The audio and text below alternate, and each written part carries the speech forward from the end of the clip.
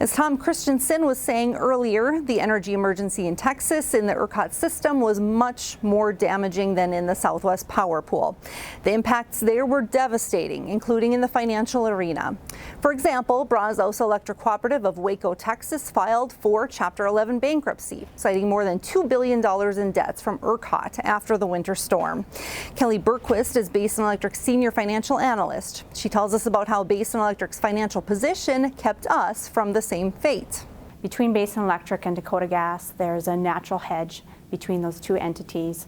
Dakota Gas sells gas, Basin buys gas, and so any price spikes is favorable for Dakota Gas selling and unfavorable for Basin, and so that somewhat nets out. And also from a liquidity standpoint, it's kind of like shifting your cash from your left pocket to your right pocket.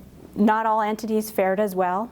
There was a utility in South Dakota that didn't have that natural gas or that mitigation control, natural hedge or mitigation in place, and so they were exposed to gas prices there for the week of high prices, and they had to go out and secure a $800 million term loan to cover those gas costs, and ultimately will pass that on to their ratepayers.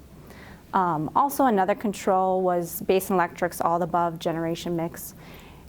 So that generation mix and that steel in the ground helped net the cost to serve the load over that cold snap.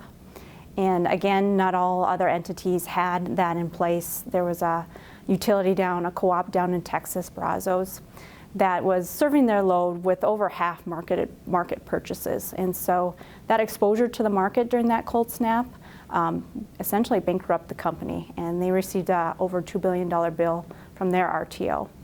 And so those are two examples of entities that didn't necessarily have those controls in place, and what Basin did have in place that kind of helped prevent them to really having to draw down materially on their liquidity. In addition to the liquidity, Basin has a revenue deferral program, and that program is put in place for these unforeseen events, things you can't really budget or plan for.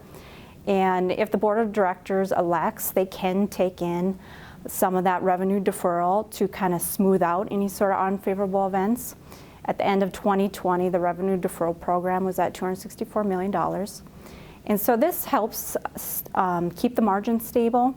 That helps Basin keep or maintain its A credit rating, keeps the cost of debt down, and then ultimately it keeps the member rate stable.